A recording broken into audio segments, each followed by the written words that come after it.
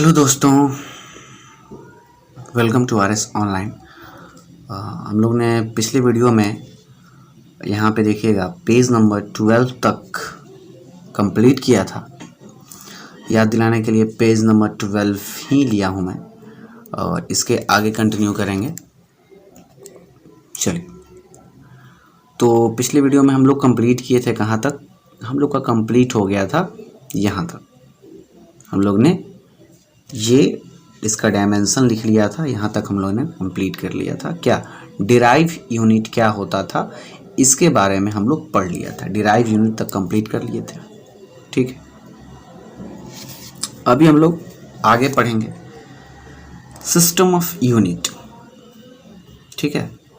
देखिए क्या है सिस्टम ऑफ यूनिट। कितने टाइप के होते हैं? सीजीएस पहला, सेंटीमीटर ग्राम सेकेंड। सेकेंड है यहाँ पे FPS foot pound second. MKS metre kilogram second. And last one क्या है? SI international system of unit. ये तीनों बारी बारी से थोड़ा डिस्कस करते हैं। ये हालांकि 9th में हम लोग पढ़ चुके हैं, फिर भी यहाँ एक बार पढ़ाया जा रहा है तो देख लेते हैं। पहला हम लोग देखे थे वहाँ पे टाइप्स में सीजीएस। सीजीएस क्या कहता है? In this system of unit fundamental unit mass, length, time are measure भी आप लोग लगा सकते हैं। Are measure in gram, centimetre, second. इस सिस्टम ऑफ यूनिट में होता क्या था? इस सिस्टम ऑफ यूनिट में तीन चीज देखा जाए, मास, फिर क्या था? लेंथ, मास, लेंथ, टाइम। तो सीजीएस में देखा गया, सीजीएस में क्या होता था? सीजीएस को, मास को हम लोग ग्राम्स में नाप तोल करते थे। लेंथ को यहाँ से 2 पॉइंट के बीच में लेंथ जो होता था डिस्टेंस, उसको हम लोग मेजर करते थे क्या चीज़ में? सेंटीमीटर में। सीएम, सेंटीमीटर देखते हैं स्केल पे ना, 1 सेंटीमीटर 2 सेंटीमीटर इस तरह से स्केल पे बना होता है, और छोटा छोटा हो तो उसको मिलीमीटर बोलते हैं, 1 सेंटीमीटर। टाइम को हम लोग सेकेंड में मेजर करते थे। हालांकि टाइम सारे सिस्टम ऑफ यूनिट में आपको टाइम सेकेंड में ही देखने को मिलेगा। टाइम को सेकेंड में मेजर करते हैं, यानी कि सेंटीमीटर सीजीएस यूनिट का मतलब हो गया कि हम लोग मास को मेजर करते थे क्या चीज़ में? मास को मेजर करते थे हम लोग ग्राम में, लेंथ को मेजर करते थे सेंटीमीटर में, एंड टाइम को मेजर करते थे सेकेंड में। हो गया, ठीक है। This CGS unit is called absolute unit और फिजिसिस्ट्स। इसको एक और नाम दिया गया है और कुछ नहीं, इसका एक और नाम है एब्सोल्यूट यूनिट भी इसको कह सकते हैं या फिजिसिस्ट भी कह सकते हैं, ठीक है। आगे है FPS. FPS foot pound second. Full form आप लिखना चाहिएगा तो लिख लीजिएगा। एफपीएस का मतलब होता है फूड, पी का मीन्स, ये तो एफ का मतलब हो गया, पी का मीन्स होता है पाउंड, एंड एस का मीन मतलब होता है सेकेंड। देखते हैं डिफिनेशन में क्या कहता है। In this system of unit, in this system of unit the fundamental unit mass, length, time. Mass को यहाँ पे क्या चीज में? मास है तो आप लोग देखिए यहाँ पे मास पहले लिखे हैं तो यहाँ पे पाउंड पहले कर लीजिएगा, फुट बाद में कीजिएगा, हमसे मिस्टेक हुआ है। तो यहाँ पे क्या होगा? इस सिस्टम में कहता है कि मास को मेजर करेंगे पाउंड में, लेंथ को मेजर करेंगे फुट में, ठीक है, और टाइम को जैसा मैंने पहले ही बताया था हमेशा क्या चीज़ में? सेकेंड में। तो टाइम को मेजर करेंगे हम लोग क्या चीज़ में? सेकंड में, ठीक है, टाइम को मेजर करेंगे सेकंड। इसका एक और नाम दिया गया है, it is also called British system of unit. This is also called British system of unit. इसको और भी कहा जाता है, इसका एक और नाम है ब्रिटिश सिस्टम ऑफ यूनिट, ठीक है। हाँ, एक और बात दोस्तों, अगर आप लोग से बोलना था कि अगर जहाँ भी कोई चीज़ प्रॉब्लम हो, दिक्कत हो, तो आप हमें कमेंट में ज़रूर बोलें, ताकि आगे से उस परेशानी को हम दूर कर सकें। किसी दोस्त ने बोला कि बिल्कुल लाइन बाय लाइन आप हिंदी कर देते हैं तो काफ़ी अच्छा होता है पढ़ने के लिए, तो मैं तो कर ही देता हूं, और आगे से मैं ख्याल रखूंगा कि लाइन बाय लाइन हिंदी करूं। और भी कुछ प्रॉब्लम हो तो आप कमेंट में बोल सकते हैं, या तो खुद हमें बोलें, ठीक है। चलिए, लास्ट वन क्या है, नहीं, थर्ड वन इज क्या है, MKS। MKS यूनिट क्या होता है, बिल्कुल सिंपल है। M4 क्या हो गया, यहाँ पे क्या हो गया, मीटर किलोग्राम सेकेंड। तो in this system of unit यहाँ पे काट दीजिए, fundamental unit, mass length time, mass को हम लोग किलोग्राम में और लेंथ को मीटर में और टाइम को सेकंड में मेजर करेंगे, सेम है। It is also called engineer unit, ठीक है। यहाँ पे देखिएगा, इसको एक और नाम दिया गया है, क्या, इंजीनियर यूनिट। खुश हो जाइए, इंजीनियर यूनिट नाम दिया गया है किसको, MKS को। और लास्ट जो कि हम फाइनली हम लोग पढ़ते हैं, हम लोग अभी तक यही सारा यूनिट मान्य है सारे कंट्री में। ये क्या है, ऐसा unit, different system of unit. इसमें देखते हैं थोड़ा बहुत कहानी भी है। A different system of unit are used by different country. इसमें क्या था, अलग अलग कंट्री अलग अलग यूनिट फॉलो कर रहा था। हम लोग पहले पसेरी यूज करते थे, मन पसेरी इंडिया में, हाँ, अभी भी होता है गांव देहात में, एक मन एक पसेरी। एक पसेरी का मतलब होता है 5 kg, एक मन का होता है 40 kg, एक मन, ठीक है। वन अगर ऐसे लिखा जाए, मन, MAN, मन, ऐसे तो मैन हो जाएगा। हम लोग हिंदी देहाती में एक मन इज इक्वल टू होता है 40 kg, और एक पसेरी का अगर बात करें तो क्या होता है 5 kg। तो यहाँ पे कुछ ऐसा यूनिट चल रहा था भाई, हाँ। अदर कंट्री में जाइए तो कोई मास को ग्राम में मेजर कर रहा था, कोई अदर कंट्री जो है kg में मेजर कर रहा था। तो वहाँ से क्या होगा, बिजनेस करने में दिक्कतें होने लगी, ठीक है। तो इसीलिए देखिए यहाँ पे लिखा हुआ है, different system of units are used by a different country.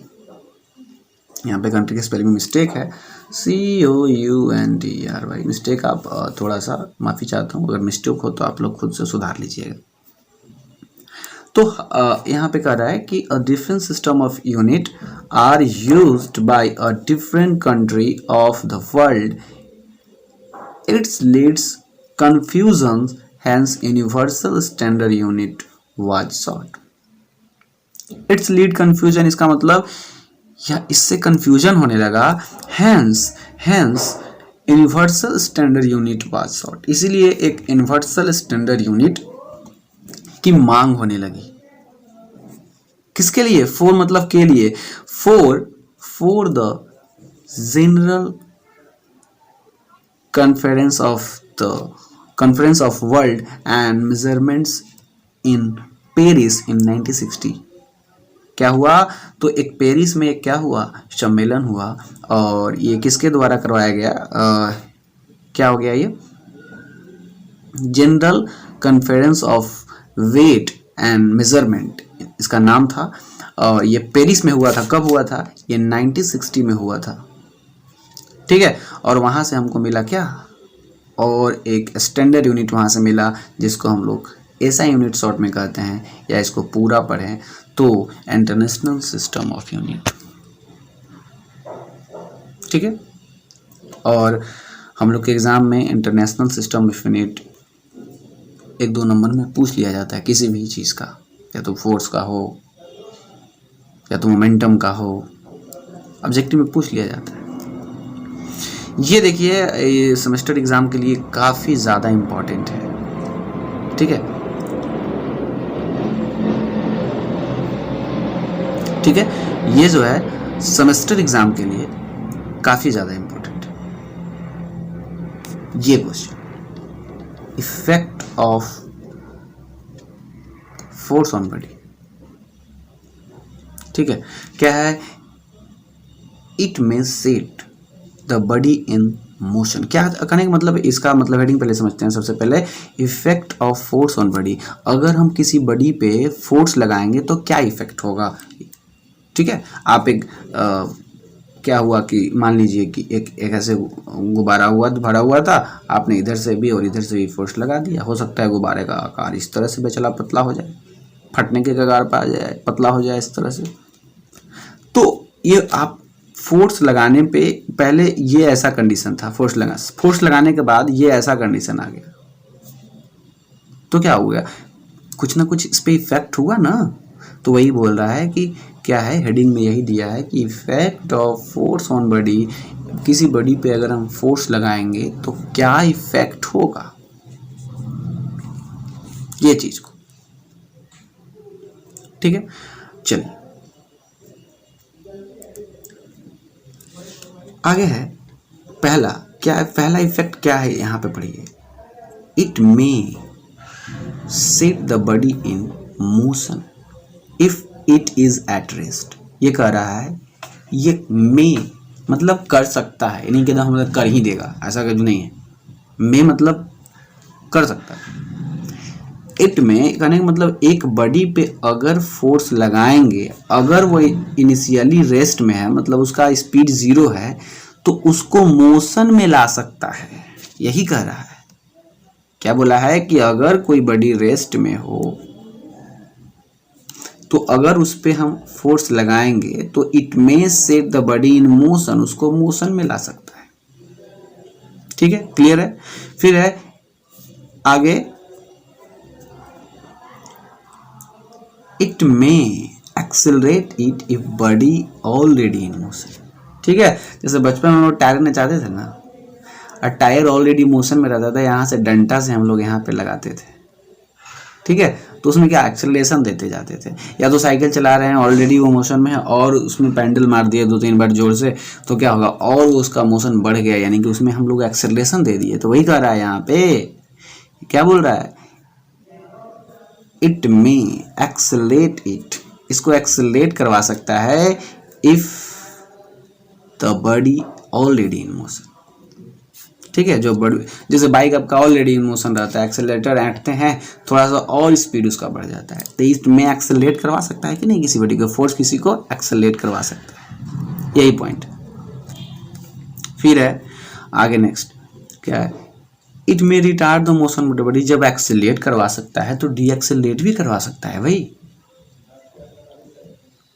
जैसे क्या हुआ कि एक बाइक था, एक बाइक है, ये स्पीड में एकदम जा रहा है, आपने क्या किया, ब्रेक लगा दिया। तो ब्रेक लगाइए, तो ब्रेक लगा दिया तो क्या, रिटार्ड हो गया। रिटार्ड मतलब हम लोग हिंदी में पढ़े थे त्वरण, और त्वरण का उल्टा होता था, त्वरण को उल्टा तो ऐसे तो डिट्रैक्शन बोलते हैं, तो हिंदी हमें नहीं पता, भूल गए साथ हम।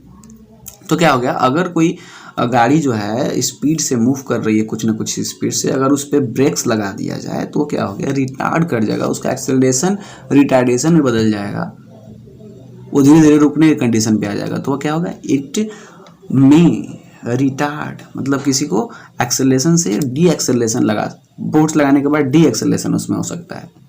ठीक है, फिर तीसरा पॉइंट क्या कहता है, it may reduce the effect of other force acting already on the body, it may being at rest। ठीक है, मान लीजिए एक आता है पॉइंट कि अगर कोई बॉडी पे फोर्स लग रहा हो, ठीक है, तो उसके इफेक्ट को खत्म कर सकता है। It may reduce the effect of other force acting already on body, by the way अब कोई इधर से कोई आदमी था, कोई आदमी क्या कर रहा है, ये आदमी था, ये इस पे फोर्स लगा रहा था, ठीक है। एक और आदमी आया इधर से कि लो भाई तुम फोर्स लगा रहे हो, तो हम भी क्या कर दे रहे हैं, इधर से फोर्स लगा दे रहे हैं। तो ये भी 10 न्यूटन के लगा दिया और ये भी 10 न्यूटन का लगा दिया, 10 न्यूटन का लगा दिया, तो क्या हो गया, इधर भी लगा दिया इधर भी लगा दिया, तो क्या हो गया, इसके इफेक्ट को, इस ये जो फोर्स लगा रहा था इसके इफेक्ट को इधर से क्या कर दिया, इक्वलाइज कर दिया। अब बॉडी में कोई मोशन ही नहीं आएगा। हाँ, लेकिन यही अगर कोई एक तरफ से बॉडी पे लगाए फोर्स तो ये मोशन में आ जाएगा, ठीक है। अगर कोई एक तरह से इस पे लगा दे, लो एक तरफ से इस पे लगा दे फोर्स, तो क्या इधर की ओर बढ़ने लगेगा ना। लेकिन नहीं, इधर से भी अगर लगा दे तो क्या हो जाएगा जी, इधर से भी अगर लगा दे तो क्या हो जाएगा, बॉडी में भी रुक सकता है अगर दोनों फोर्स इक्वल अमाउंट में लगाए तो। नहीं तो इधर मोटा भाई इतने पतला भाई तो पीछे जाएंगे ही भाई, उनके पास इतना कैपेसिटी नहीं है मोटा भाई को रोकने का, ठीक है। चलिए ये हो गया। 4 पॉइंट देखते हैं। तो फोर्स इतना इतना प्रभाव डालता है बॉडी पे, समझ लेना। It may give rise internal stresses with in the body. ये तो मैं पिछले क्लास में बताया था, पिछली वीडियो में भी, कि ये इंटरनल स्ट्रेसेस जनरेट कर देते हैं। जैसे बाय द वे आप एक लिखो फेंको वाला पेन ले लीजिए, इस तरह का लिखो फेंको वाला पेन था। आप क्या कीजिए, दोनों हाथ से इसको बेंड करने का कोशिश कीजिए, मोड़ने का कोशिश कीजिए। आप लिखो फेंको वाला, कोई बच्चा बदमाश था, लिखो फेंको वाला पेन लिया और उसको एकदम तीर धनुष जैसा ऐसा मोड़ दिया। अब लो बेचारा पेन का ये हालत हो गया, ठीक है। तो क्या हो गया, ये यहाँ पे बेंड किया तो इसमें क्या होगा, कुछ स्ट्रेस जनरेट हो गया। हालांकि बेंड नहीं हो रहा था, फिर भी जबरदस्ती बेंड क्यों नहीं हो रहा था, क्योंकि पेन अंदर से कुछ ना कुछ फोर्स अप्लाई कर रहा था, इसलिए बेंड नहीं हो रहा था। लेकिन कोई बालक ने क्या किया, एकदम जबरदस्ती इसको बेंड कर दिया, तो इसमें क्या हो गया, इंटरनल स्ट्रेस जनरेट हो गया। क्यों स्ट्रेस जनरेट हुआ, क्योंकि ये मुड़ना नहीं चाह रहा था, बेंड नहीं होना चाह रहा था, और उसके अगेंस्ट हमने फोर्स लगा के क्या कर दिया, बेंड कर दिया इसको। तो इसमें इंटरनल स्ट्रेस जनरेट होगा, इसमें नहीं, ओके। या कोई रोड ले लो, रोड अभी एकदम बिल्कुल स्ट्रेट था, आपने क्या किया, ऐसे बना दिया भाई, लो अब ये बेचारा हो गया उदास, इसमें इंटरनल स्ट्रेस जनरेट हो जाए। चलो next, to determine the effect of force on body. अगर एक बॉडी पे फोर्स लग रहा है, इसके हेडिंग को समझिए पहले। अगर कोई बॉडी पे कोई फोर्स लग रहा है तो उसके इफेक्ट को जानने के लिए उससे पहले हमको क्या जानना चाहिए। जैसे कोई एक, अभी मैंने बताया कि एक पेन था, इस तरह से लिखो फेंको, और कोई आया बदमाश बच्चा इसको ऐसे मोड़ दिया, अब ये हो गया पेन ऐसा, ठीक है। तो आखिर ये ऐसा से ऐसा हुआ, ये क्यों हुआ, ये क्यों हुआ, इसको जानने के लिए क्या क्या जानना होगा, वही दिया है। To determine the effect of force, to determine the effect of force on body, हम लोग को क्या क्या जानना चाहिए कि ये ऐसा क्यों हो गया, इफेक्ट, ये इफेक्ट होने के लिए क्या क्या जानना चाहिए। तो पहला हम लोग को जानना चाहिए कि कितना फोर्स से उस पेन को बेंड किया, कितना फोर्स से बालक उस पेन को मोड़ दिया, किस स्टेट से बेंड हो गया, उसका मैग्नीट्यूड। मैग्नीट्यूड बोले तो ऐसी फोर्स नहीं, कोई फोर्स नहीं था, आखिर 10 न्यूटन से उसको लगा के बेंड कर दिया, कि 12 न्यूटन से लगा के या 20 न्यूटन से लगा के उसको बेंड कर दिया। तो क्या पता होना चाहिए जी, पता होना चाहिए मैग्नीट्यूड ऑफ फोर्स। दूसरा, direction and line of action of force, किस डायरेक्शन में लगाया, आखिर ये जो पेन बेंड हुआ तो किस डायरेक्शन में फोर्स लगाया होगा, है कि नहीं। तो ऐसे करके बेंड किया तो किस डायरेक्शन में फोर्स लगाया होगा, तो ये डायरेक्शन पता होना चाहिए। जैसे और कोई एग्जांपल अगर लेके चलें, कोई एक ऐसे है और ये यहाँ पे रुका हुआ था, फोर्स लगाने के बाद ये यहाँ आ गया, ए से कहाँ आ गया, ये बी पे आ गया, तो पता होना चाहिए किस डायरेक्शन में फोर्स लगा। इस डायरेक्शन में फोर्स लग रहा है तो इसी डायरेक्शन में आगे जाएगा, अगर इस डायरेक्शन में फोर्स लगता तो बड़ी यहाँ पे आ जाता, बी यहाँ पे आ जाता, हो जाता, ठीक है। चलिए ये हुआ। नेक्स्ट थर्ड पॉइंट, थर्ड कहता है the point of application of the force on body, आखिर फोर्स हम कहाँ पे लगा रहे हैं, ठीक है, पॉइंट ऑफ एप्लीकेशन कहाँ पे फोर्स लगा रहे हैं, ये भी पता होना चाहिए ना कहाँ पे फोर्स लगा रहे हैं, ठीक है।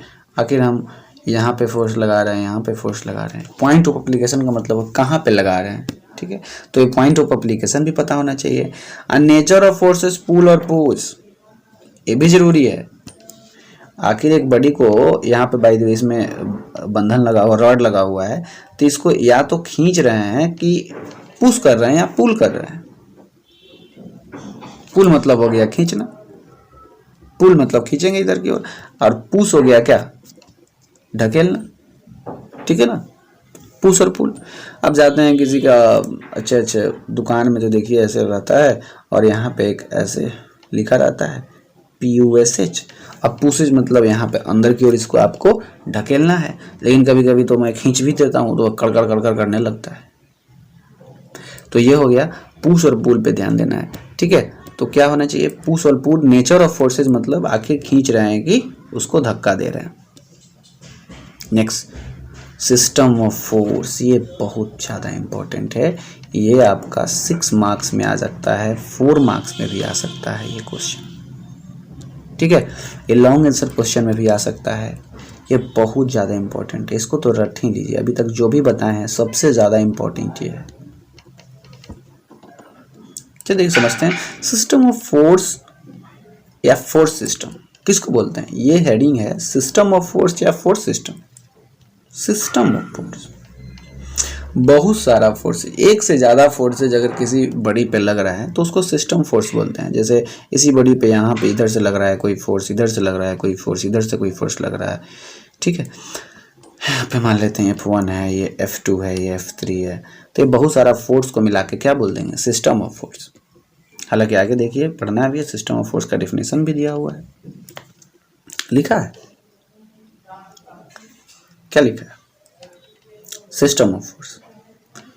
It is defined as the several force acting simultaneously on body is called system of force। एक साथ अगर एक बॉडी पे एक से ज़्यादा फोर्स लगे तो उसको बोलेंगे सिस्टम ऑफ फोर्स या force system. Force system are classified into following. देखिए एक एग्जांपल इसका, अगर फोटो बनाना चाहते हैं तो एक ऐसा बॉडी बना लीजिए और लगाइए, इस पे तीर मार दीजिए ऐसे करके चारों तरफ से, ये लो जितना मन है उतना, 2 3 4 5 6 7 8 9 10 जितना लगाना है उतना लगा दीजिए। ये F1 मार दीजिए, इसको F2, इसको F3, इसको F4, इसको F5 ऐसे लगा दीजिए, तो हो जाएगा फोर्स सिस्टम। अब फोर्स सिस्टम के टाइप्स हैं, जो कि यहाँ पे 4 टाइप्स दिखाए गए हैं। पहला है coplanar forces, collinear forces, concurrent forces, parallel force. याद रखना है ये फोर्स सिस्टम के टाइप्स हैं, coplanar, collinear, concurrent and parallel force system. सब में फोर्स सिस्टम लगा सकते हैं, जैसे coplanar force system, collinear force system, concurrent force system लिखा हुआ है, and parallel force system. Okay, सबसे एक करके बारी बारी से सब लोग का डेफिनेशन देखते हैं क्या कहता है। सबसे पहले कोप्लानर फोर्स सिस्टम, ये कहता है कि द फोर्स सिस्टम, ऐसा फोर्स सिस्टम मतलब मोर देन वन फोर्स, इतना समझना है, बार बार बता रहा हूँ। फोर्स सिस्टम मतलब more than one force system in which various forces lies in a single plane, एक ही प्लेन में लाई करता हो, ठीक है ना। तो वैसे को बोले हैं क्या, कोप्लानर फोर्स सिस्टम या कोप्लानर सिस्टम फोर्स, ठीक है। एक ही प्लेन में लाई करना चाहिए। देखिए यहाँ पे ये एक अलग प्लेन है, ये एक अलग प्लेन है, ये अलग प्लेन है, तीनों अगर हम इसको माने तो इसको माने तो x, ये माने तो y और ये माने तो z, यानी कि तीनों अलग अलग ये प्लेन है, ठीक है। तो देखिए इसमें क्या कर रहा है, the force system in which various forces, बहुत सारे forces lie in single plane. देखिए एक ही प्लेन में सारा फोर्सेज लाई कर रहा है, और कहीं मैंने ये फोर्स नहीं दिखाया, ठीक है। एक ही प्लेन में है, या तो इसको x मान लीजिए, y मान लीजिए, तो z एक ही प्लेन में है, कोई और प्लेन में इसमें नहीं ना है, इसमें नहीं ना है, दोनों में नहीं ना है, यानी कि कोई एक ही प्लेन में सारे फोर्सेस लाई कर रहे हैं, तो ऐसे फोर्स सिस्टम को कहते हैं कोप्लानर फोर्स सिस्टम। आगे वो क्लियर हुआ। फिर है कोलिनियर। कोलिनियर बचपन में ही पढ़ता है, 10th में भी हम लोग पढ़े थे। कोलिनियर लाइन, समपाती हिंदी में बोलते हैं इसको, है ना, समपाती, एक ही पे दो लाई करे, एक ही लाइन पे। ओके, ये क्या होता है? ये कहता है कि the force system in which various forces lies on single line, बहुत सारे फोर्सेस सिंगल लाइन पे लाई करते हैं। क्या है कि the force system in which various forces lies on single line, ये सिंगल लाइन पे लाई करते हैं। जैसे देखिए यहाँ पे F1 एक ही लाइन पे, F2 एक ही लाइन पे, F3 एक ही लाइन पे है, ठीक है। यहाँ पे भी देख सकते हैं, ये भी डायरेक्शन कैसे भी हो सकता है, डायरेक्शन कैसे भी हो सकता है, डायरेक्शन ये भी सही है, ये भी सही है, मतलब डायरेक्शन अपोजिट भी हो सकता है, एक ही डायरेक्शन में भी हो सकता है। सिर्फ कोलिनियर, सिर्फ एक ही लाइन में रहने चाहिए। देखिए सारे F1 F2 एक ही लाइन में, ये भी देखिए F1 F2 क्या है, एक ही लाइन में, तो ये कहलाएंगे कोलिनियर फोर्सेस। क्लियर होगा। आगे नेक्स्ट दो टाइप हो गया, तीसरा टाइप देखते हैं कनकरेंट। कनकरेंट का देखिए, कनकरेंट का डिफिनेशन देखते हैं। इसमें क्या कर रहा है, the force system in which various forces act on single point, बहुत सारे फोर्सेस जो है एक ही पॉइंट पे लग रहे हो, जैसे या तो आउटवर्ड हो या तो इनवर्ड हो पॉइंट के, बाहर की ओर ये सारे एक ही पॉइंट से लग रहे हैं। देखो एक ही पॉइंट से ये भी लग रहे हैं, ये भी लग रहे हैं, ये भी लग रहे हैं। यहाँ पे अलग अलग फोर्स मैंने F1 F2 F3 मान लिया है, F1 F2 F3 F4 F5 F6, ठीक है। अब इसमें देखिए एक ही पॉइंट पे सारे फोर्सेज लग रहे हैं, एक ही पॉइंट। देखिए यहाँ पे F1 F2 F3 F4 F5 F6, यानी कि डेफिनेशन से क्लियर है, the system of forces in which various forces act on a single point. किस पे? एक सिंगल पॉइंट। इसमें भी एक सिंगल पॉइंट पे लग रहा है, इसमें भी एक क्या लग रहा है, सिंगल पॉइंट पे लग रहा है, ठीक है। तो ऐसे फोर्स को हम लोग कनकरेंट फोर्स बोलेंगे। क्लियर होगा, बिल्कुल क्लियर होगा, कनकरेंट सिंपल है। आगे नेक्स्ट पैरेलल फोर्सेस। पैरेलल मतलब होता है हिंदी में अगर बोला जाए तो समांतर। समांतर लाइन का मतलब होता है कि दो लाइन के बीच में हमेशा परपेंडिकुलर डिस्टेंस सेम हो। दो लाइन के बीच में हमेशा परपेंडिकुलर डिस्टेंस सेम हो, मतलब क्या हो, अगर ये by the way perpendicular distance 5 centimetre माने तो इसका भी 5 सेंटीमीटर होगा और इसका भी 5 सेंटीमीटर होगा। आगे फर्दर इसको जितना भी बढ़ाएं सब परपेंडिकुलर डिस्टेंस क्या होना चाहिए, 5 सेंटीमीटर होना चाहिए। ये होता है पर पैरेलल का मतलब। तो उसी तरह से फोर्स पैरेलल है, तो बस वही सिंपल हो गया। The force system in which various forces are parallel to each other, है ना। सारा फोर्स सिस्टम जो है, कोई भी बहुत सारा जो फोर्स है अगर लग रहा हो तो क्या हो, एक दूसरे के क्या हो, समांतर हो, पैरेलल हो। देखिए एक दूसरे क्या है, ये समांतर है, पैरेलल है। F1 F2 का यहाँ पे लिख सकते हैं कि F1 जो है पैरेलल है F2 फोर्स के, F2 जो है F3 के पैरेलल है। इस तरह के फोर्स को क्या बोलेंगे, पैरेलल फोर्स। अब इसी में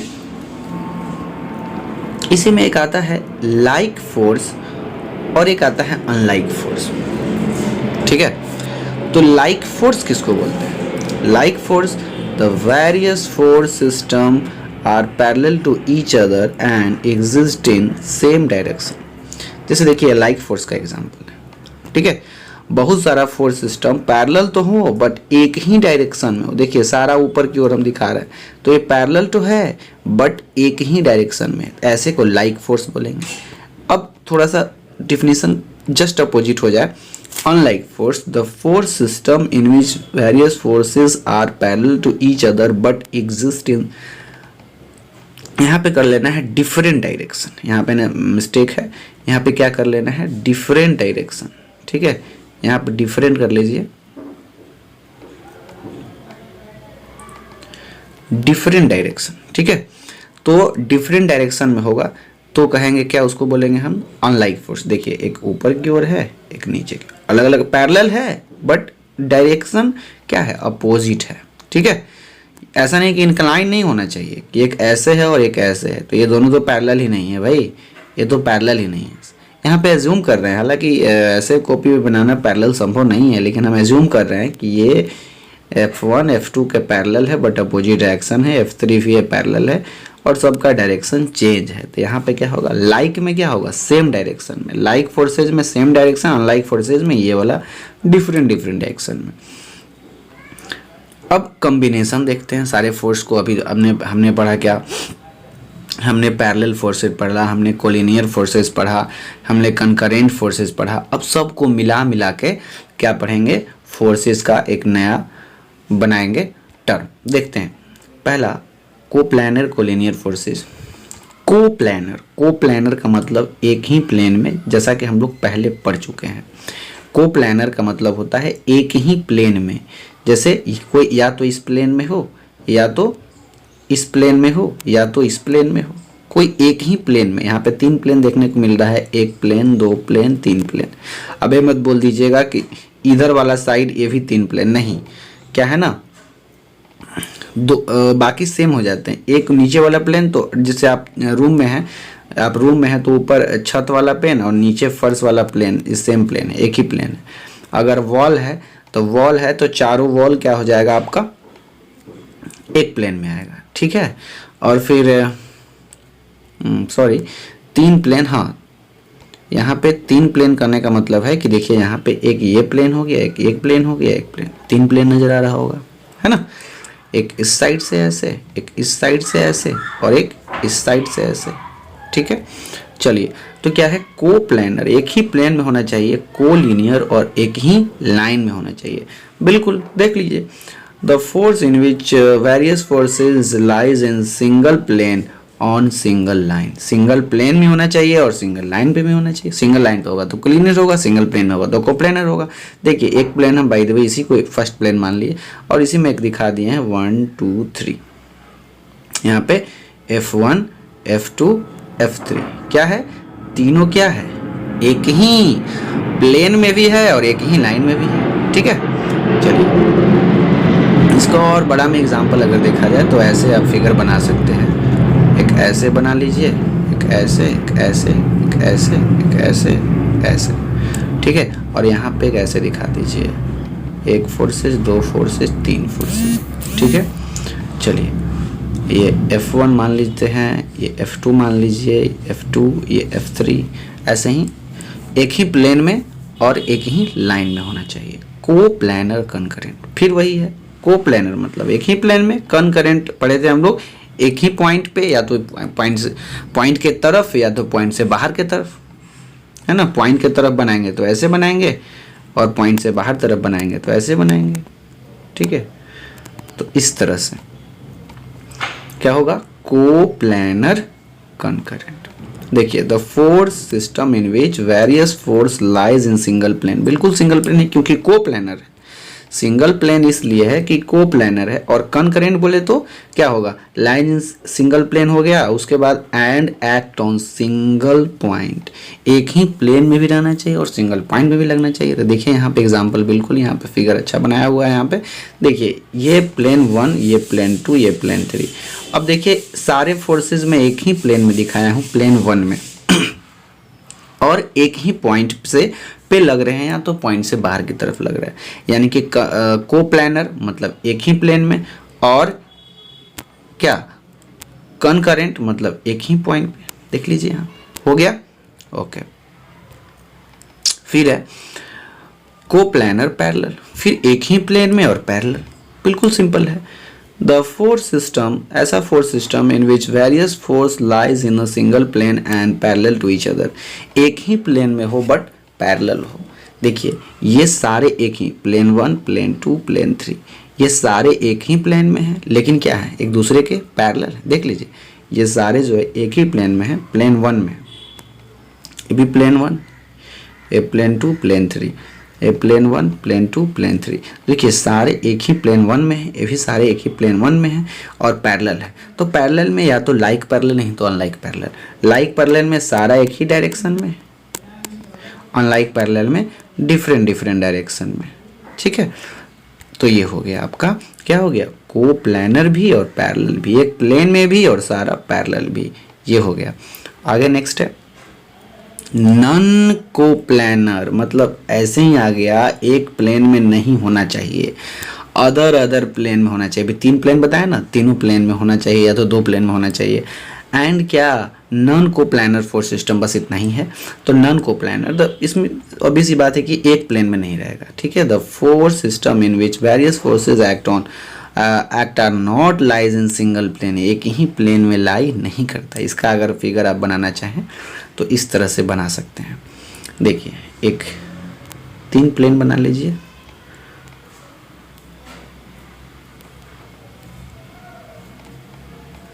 ठीक है, और नन कोप्लैनर एक इसमें दिखा दीजिए, एक इसमें दिखा दीजिए, एक इसमें दिखा दीजिए, यहाँ पे दिखा दीजिए, यहाँ पे दिखा दीजिए, यहाँ पे ये क्या है, नन कोप्लैनर फोर्स सिस्टम है। नन कोप्लैनर, एक ही प्लेन में नहीं है, तीनों प्लेन में है। देखो ये प्लेन 1 है, ये प्लेन 2 है, ये प्लेन 3 है, ये तीनों प्लेन में है कि नहीं।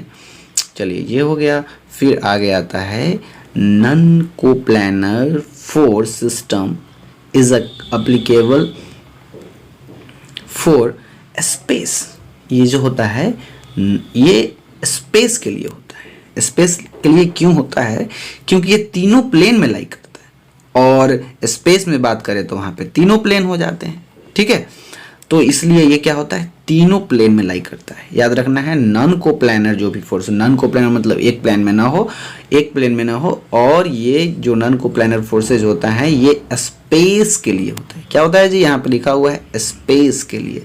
यहाँ से कुछ इस तरह से फिगर इसको बना सकते हैं।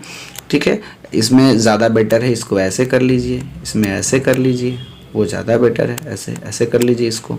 ठीक है, आगे है non coplanar concurrent. Non coplanar मतलब एक प्लेन में ना हो और कंकरेंट भी हो। ठीक है, एक प्लेन में भी ना हो और कंकरेंट में भी हो, मतलब एक प्लेन में हो नहीं लेकिन एक ही पॉइंट पे लग रहा हो, या तो एक पॉइंट से बाहर की तरफ लग रहा हो, है कि नहीं। देखा जाए, the force system in which various force are not lies at same plane, यहाँ पे ऐड कर लीजिएगा, not lies an same plane. ठीक है, क्या है, the force system in which various force are not lies on same plane, एक plane में लाई नहीं करता हो, but meet at a point.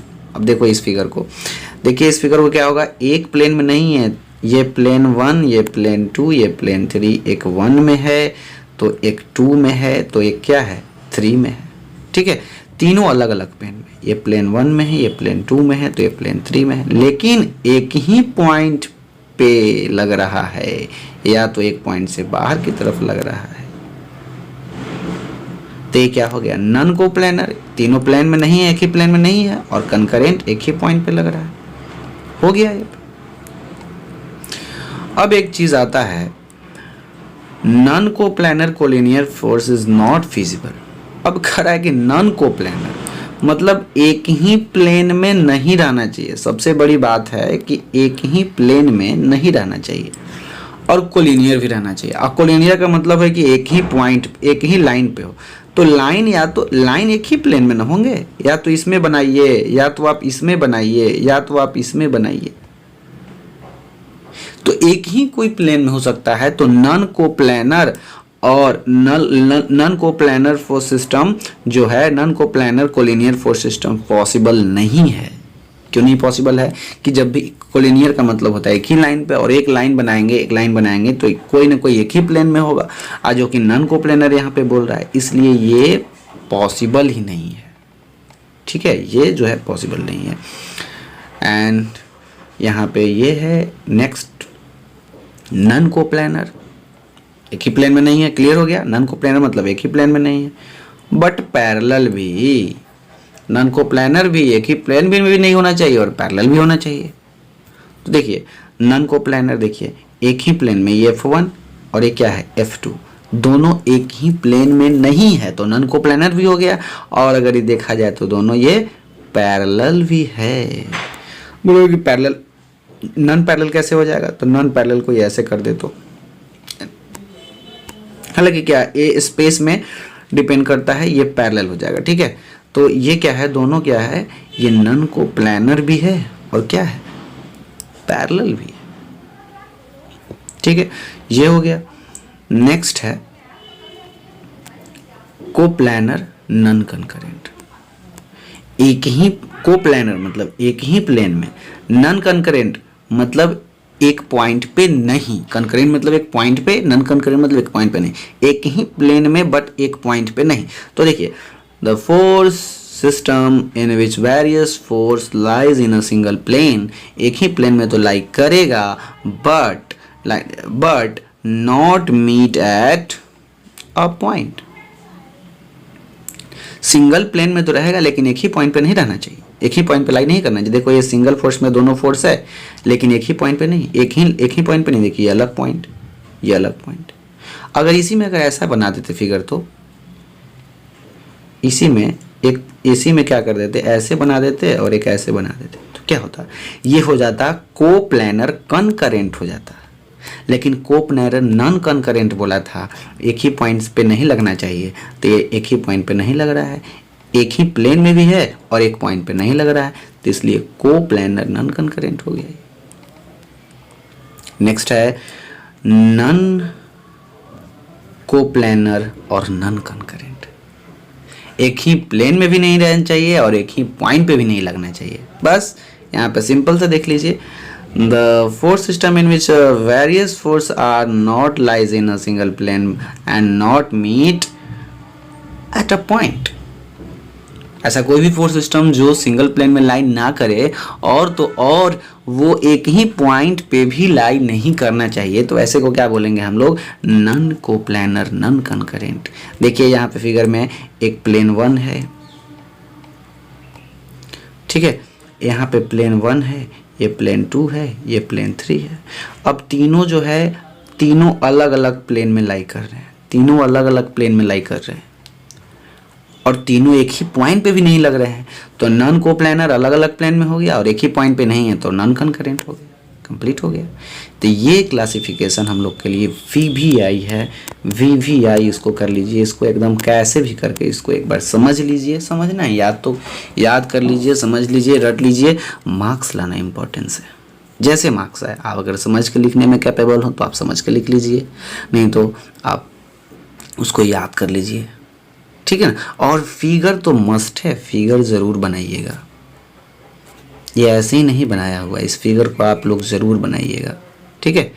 तो खैर आज के वीडियो में बस इतना ही और आगे के वीडियो में मिलेंगे। Thank you for watching this video.